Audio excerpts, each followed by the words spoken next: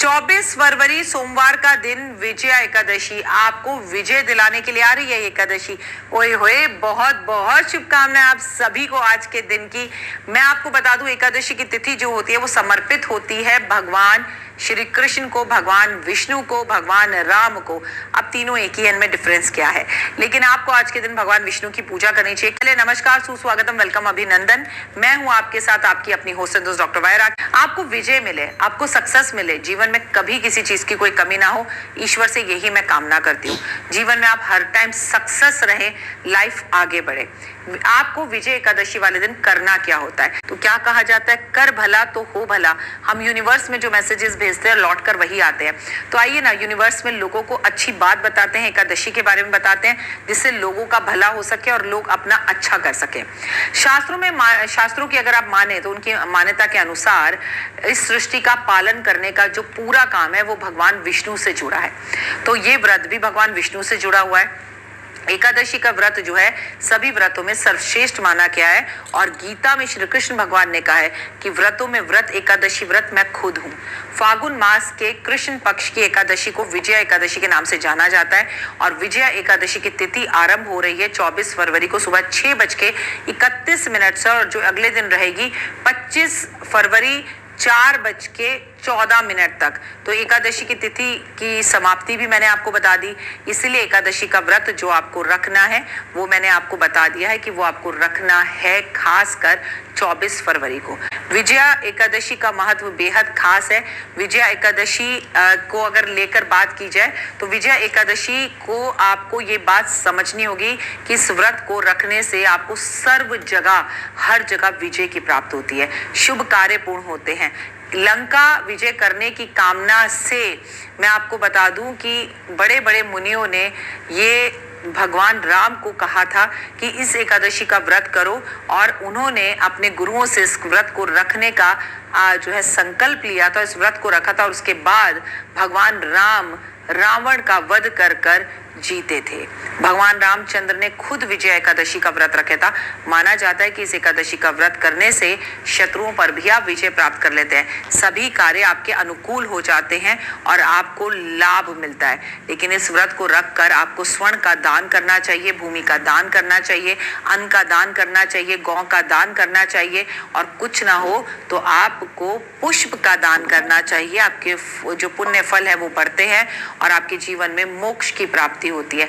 मान्यता है कि अगर आप ऐसा करते हैं और बहुत अच्छे तरीके से इस व्रत की कहानी सुनते हैं और इसे करते हैं तो आपको वाजपेयी यज्ञ के फल की प्राप्ति होती है। विजय एकादशी की जो पूजा की विधि है वो बहुत मुश्किल नहीं है। हर बार आपको पता है, सुबह प्रातः काल उठे, मन को शुद्ध करें, तन को शुद्ध करें, संकल्प करें और सर्वप्रथम सूर्य नारायण को जल दें। जल में कुछ जो है आप चीनी अवश्य मिला लें। इसके बाद भगवान विष्णु की फोटो या तस्वीर, शेषनाग की शैया पर बैठे हुए हो भगवान विष्णु जी के साथ, लक्ष्मी जी उनके साथ हो, चरण दबा रही हो, किसी भी चौकी पर कपड़ा बिछाकर रख लीजिए और ईशान कोण में रख सके तो बहुत ही अच्छा। और भगवान विष्णु की पूजा करें। सबसे पहले आप उसमें गंगा जल से स्नान कराएं, उसके बाद फूल, फल, पुष्प, चंदन, धूप, दीप और सबसे बड़ी बात इत्र और मिठाई अर्पित करें। और भगवान विष्णु को एकादशी बेहद प्रिय है, इसलिए उन्हें तुलसी दल अर्पण जरूर करें। अब एकादशी वाले दिन तुलसी मत तोड़िएगा, पहले से तोड़ कर रखिएगा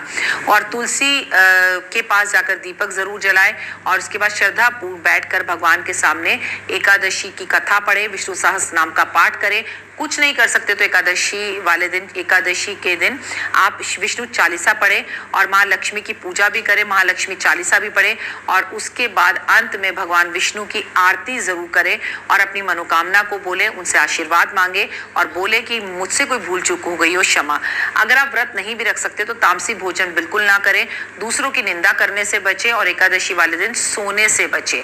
कि आप सो रहे हैं, ओम नमो नारायणा का जाप करें, ओम नमो भगवते वासुदेवा का जाप जरूर करें और भगवान विष्णु का जाप, नारायण नारायण का जाप जरूर करें। तो आपके जीवन के अंदर काफी सारी चीजें आपको जीवन में मिल सकती है। इस दिन अगर आप गंगा स्नान, यमुना स्नान करें तो बहुत लाभ मिलेगा। दान पुण्य विशेषकर करें, गरीब और जरूरतमंद लोगों को भोजन इस दिन जरूर दें, इससे आपको लाभ मिलेगा। किसी भी प्रकार के झूठ बोलने से, क्रोध करने से, काले कपड़े पहनने से, नीले कपड़े पहनने से बचे। एकादशी का व्रत आपके लिए मंगलकारी है। व्रत में भगवान विष्णु के सानिध्य में रहें, जमीन पर बैठे, कम बोले, चुप रहें, मौन धारण करें। एकादशी पर चावल नहीं खाते तो चावल बिल्कुल ना खाएं। सबसे पहले धार्मिक मान्यता ये मानी जाती है कि पौराणिक कथाओं के अनुसार माता शक्ति को क्रोध से बचने के लिए जो महर्षि मेधा थे वो अपने शरीर को त्याग दिया था और उसके बाद उनके शरीर का एक अंश जो है पृथ्वी के अंदर समा गया। मान्यता है कि इस दिन जो है महर्षि का जो शरीर है वो धरती पर समा गया। उस दिन एकादशी थी और महर्षि मेधा चावल और जौ का रूप लेकर धरती पर अवतारित हुए। यही वजह है कि चावल जो कि और जौ जीवित माने जाते हैं, इसलिए एकादशी वाले दिन चावल नहीं खाए जाते। मान्यता ये भी है एकादशी वाले दिन चावल खाना मांस खाने के बराबर, रक्त सेवन करने के बराबर माना जाता है। इसलिए अगर आप कोशिश करें व्रत रखें ना रखें, लेकिन आप चावल और अन्न जितना कम खाएं, एक टाइम खाएं तो अच्छा, फलहार कर लें तो बढ़िया है। मैं आपको बता दूं कि कुछ विशेष चीज़ों का प्रयोग कर इस व्रत पर ज़रूर करना चाहिए। आपको देवता इससे बेहद प्रसन्न होते हैं। भगवान विष्णु को तुलसी बेहद प्रिय है तो उन्हें तुलसी अर्पण ज़रूर करें और इस दिन तुलसी की पूजा ज़रूर करें, तुलसी की परिक्रमा ज़रूर करें। भगवान विष्णु का नाम तुलसी जी के सामने जाकर ज़रूर लें और सबसे बड़ी बात, इस दिन आंवले के पेड़ की पूजा ज़रूर करें और आंवला जो है वो महादेव पर इस दिन एकादशी वाले दिन अर्पण भी जरूर करें। इससे आंवले का दान बहुत इस दिन करें। एकादशी वाले दिन आप चावल ना खाएं, लेकिन इस दिन आप चावल का दान जरूर करें तो इससे लाभ होता है। अगर गलती से आप एकादशी वाले दिन चावल खा लें तो उसके बाद आप प्रदोष में अगले दिन एकादशी के बाद द्वादशी पर भी चावल खा लें तो चावल खाने का जो दोष है वो खत्म हो जाता है। आपको इस दिन सेम की सब्जी को जो है वो कहा जाता है कफ और पित्त का नाश माना जाता है। व्रत करने में इस सब्जी का लिहाज करना चाहिए और अपने स्वास्थ्य को बेहतर बनाने के लिए सब्जी नहीं खानी चाहिए।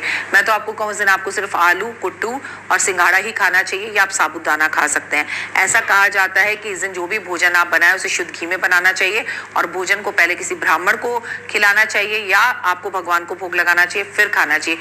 किन चीज़ों को भोजन में शामिल ना करें तो मैं आपको बता दूं, इस दिन भूल कर भी आपको मूली, बैंगन, साग, मसूर, लहसुन, प्याज, तामसिक भोजन, बैंगन, ये चीजें नहीं खानी चाहिए। मसूर की दाल नहीं खानी चाहिए, मूली नहीं खानी चाहिए, ये आपकी सेहत के लिए भी ठीक नहीं है। और तामसिक भोजन का प्रयोग अगर आप करते हैं, क्रोध करते हैं, गुस्सा करते हैं, अशांति फैलाते हैं, लोगों की निंदा करते हैं तो एकादशी के व्रत रखने का आपको कोई भी हक या फायदा नहीं है।